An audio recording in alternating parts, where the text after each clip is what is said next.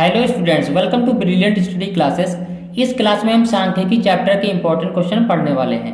पिछले वीडियो में हमने इस चैप्टर के बहुविकल्पीय प्रश्नों को पढ़ा था, जो इस वीडियो के डिस्क्रिप्शन में आपको मिल जाएगा, वहां से आप देख सकते हैं। इस वीडियो में हम सांख्यिकी चैप्टर के अतिलघु उत्तरीय प्रश्न पढ़ेंगे जो आपके बोर्ड एग्जाम में पूछे जाते हैं। तो चलिए स्टार्ट करते हैं। सबसे पहला क्वेश्चन है, निम्नलिखित बारंबारता बंटन से समांतर माध्य ज्ञात कीजिए। तो यहाँ पर आपको समांतर माध्य ज्ञात करना है, तो इसको ज्ञात करने के लिए आपको कुछ फार्मूले याद होने चाहिए। तो यहाँ पर आप देख सकते हैं समांतर माध्य के दो फार्मूले हैं। पहला फार्मूला है समांतर माध्य बराबर संख्याओं का योग बटे संख्याओं की संख्या। तो ये फार्मूला इस क्वेश्चन में नहीं लगेगा, क्योंकि यहाँ पर वर्ग अंतराल टाइप का क्वेश्चन दिया हुआ है। जब वर्ग अंतराल टाइप का क्वेश्चन दिया हो तो यहाँ पर ये वाला फार्मूला लगने वाला है। जब आंकड़े अवर्गीकृत हो परंतु बारंबारता एक से अधिक हो, यानी कि यहाँ पर बारंबारता दी है। जब बारंबारता दी हो तो ये वाला फार्मूला लगाना है, जब बारंबारता न दी हो तो ये वाला फार्मूला लगाना है समांतर माध्य ज्ञात करने के लिए। तो चलिए स्टार्ट करते हैं। तो यहाँ पर हमारा फार्मूला लगने वाला है summation of F I X I divide by summation of F आई। तो इसको सॉल्व करने से पहले हमको कुछ टेबल बनाना पड़ेगा। तो चलिए टेबल बनाते हैं। तो आपको ऐसी टेबल डिजाइन कर लेनी है। इस कॉलम में आपका वर्ग अंतराल होगा, इस कॉलम में मध्यमान होगा जिसे हम एक्स आई कहेंगे।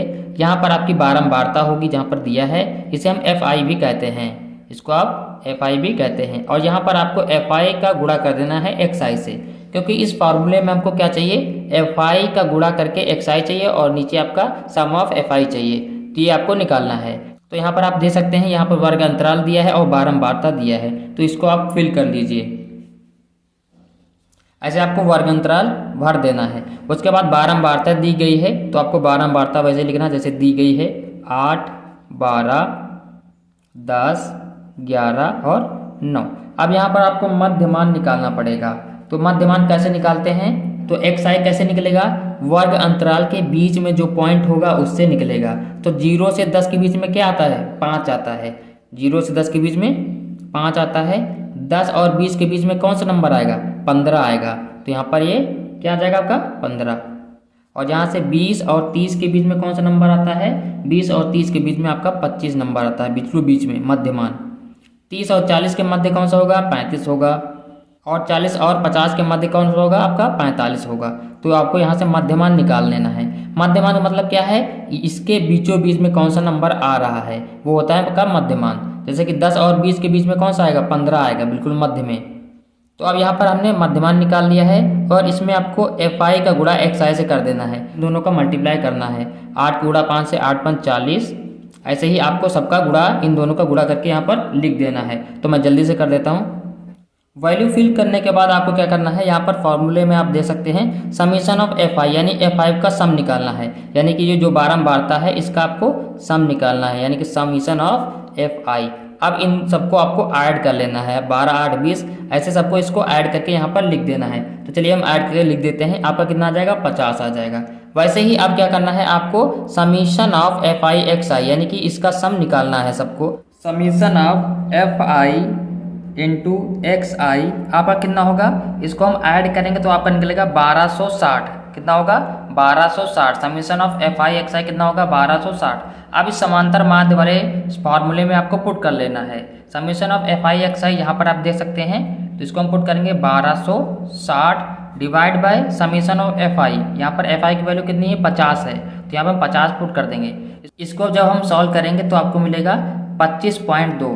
25.2 ये आपका समांतर माध्य हो जाएगा। ये आपका आंसर हो गया। क्वेश्चन नंबर 2 है, एक कारखाने के 50 कर्मियों की दैनिक आय निम्नलिखित सारणी में दिया गया है। यहाँ पर उपयुक्त सारणी में बहुलक वर्ग की निम्न सीमा तथा उच्च सीमा ज्ञात करना है। तो चलिए इसको सॉल्व करते हैं। तो यहाँ पर हम जान लेते हैं बहुलक क्या होता है।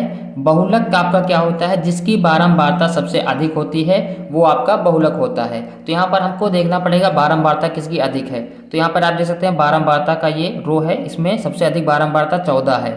तो ये वर्ग अंतराल आपका कौन सा होगा, 120 और 140 आपका क्या होगा, ये बहुलक होगा। यानी कि वर्ग अंतराल, इसका आंसर लिखना है वर्ग अंतराल 120 140 की बारंबारता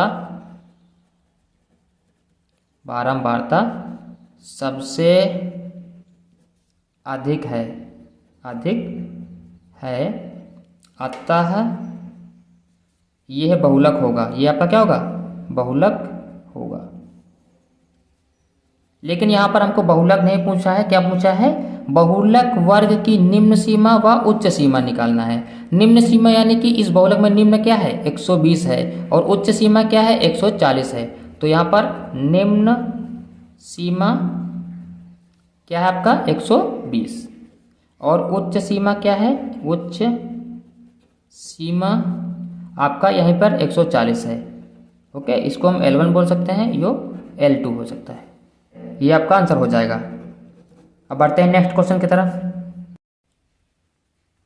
पिछले वीडियो में हमने माध्यिका निकालने का फार्मूले बताए थे जो कि इसमें नहीं लगने वाले हैं क्योंकि ये वर्ग अंतराल टाइप का है, तो इसमें नया फार्मूला लगने वाला है। तो चलिए वो फार्मूला हम देख लेते हैं। तो इसमें फार्मूला लगेगा माध्यिका बराबर L plus n/2 minus C divide by F into H, ये आपका फार्मूला लगेगा। तो इस क्वेश्चन को सॉल्व करने से पहले हमको क्या करना पड़ेगा, यहाँ पर एक टेबल डिजाइन करनी पड़ेगी। तो चलिए टेबल डिजाइन कर लेते हैं। तो यहाँ पर हमको 3 कॉलम बनाना है। पहले में आपका वर्ग अंतराल हो जाएगा जो कि यहाँ पर दिया है, दूसरे कॉलम में बारंबारता जो कि यहाँ पर दिया है, और तीसरे कॉलम में आपको संचयी बारंबारता निकालना पड़ेगा। तो चलिए सबसे पहले हम इस वैल्यू को यहाँ पर पुट कर लेते हैं। तो यहाँ पर हमने वर्ग अंतराल को और बारंबारता को हमने फिल कर लिया है। तो ऐसे आपको इसी क्वेश्चन में से देखकर फिल कर लेना है।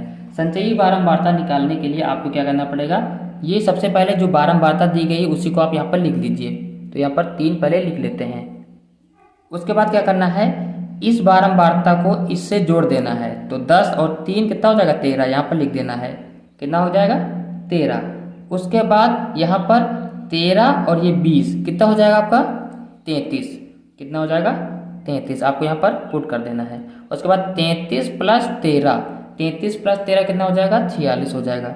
उसके बाद 46 प्लस 4 आपका कितना हो जाएगा 50 हो जाएगा।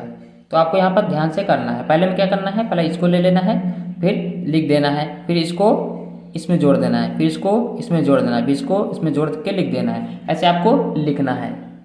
अब यहाँ पर आपको थोड़ा सा ये निकालना पड़ेगा। तो यहाँ पर n की वैल्यू क्या होगी, n आपका बारंबारता होगा। यहाँ पर n इसको आपको ऐड कर लेना है।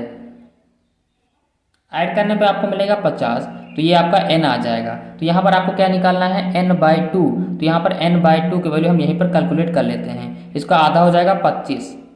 अब उसके बाद आपको क्या करना है, यहाँ पर f निकालना है।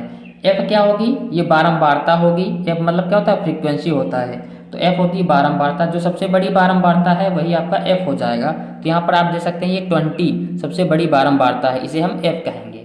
और यहाँ पर c क्या होगा, c क्या होगा, इधर आएंगे और इससे एक ऊपर, ये आपका c हो जाएगा। बारंबारता जो हमने चूज की है उससे इधर आना है, उससे थोड़ा सा एक ऊपर, तो आपका क्या हो जाएगा c हो जाएगा। तो चलिए अब फार्मूले में चलते हैं। तो यहाँ पर आपको ध्यान देना है, इस फार्मूले में आपको L निकालना है। तो L आपका क्या होगा, L आपका जो आपने बारंबारता चूज की है उसके बिल्कुल वर्ग अंतराल में आएंगे, इसी में। उसके बाद ये वाली वैल्यू को आपको लिख देना है, जो ये है आपकी, यही आपका L होता है। जिस बारंबारता को आपने चूज किया है उससे ही बिल्कुल इसमें आना है। तो ये आपकी L क्या है, यहाँ पर 40 है। तो यहाँ पर हम 40 पुट कर लेते हैं। 40 प्लस n/2 की वैल्यू हमने निकाली ली है, कितनी है 25 है। तो यहाँ पर 25 पुट कर दीजिए, माइनस c यहाँ पर 13 है, 13 पुट कर दीजिए, डिवाइड बाय क्या है आपका f है।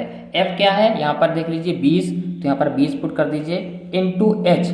उसके बाद आपको h निकालना है। h कैसे निकलता है, h यहाँ से निकलेगा 55 माइनस 40, यानी कि 55 में से 40 को घटा देंगे तो आपका h निकल आएगा। क्या निकलेगा 15 निकलेगा। h की वैल्यू कितनी निकलेगी 15 निकलेगी। तो यहाँ पर हम पुट कर देंगे 15।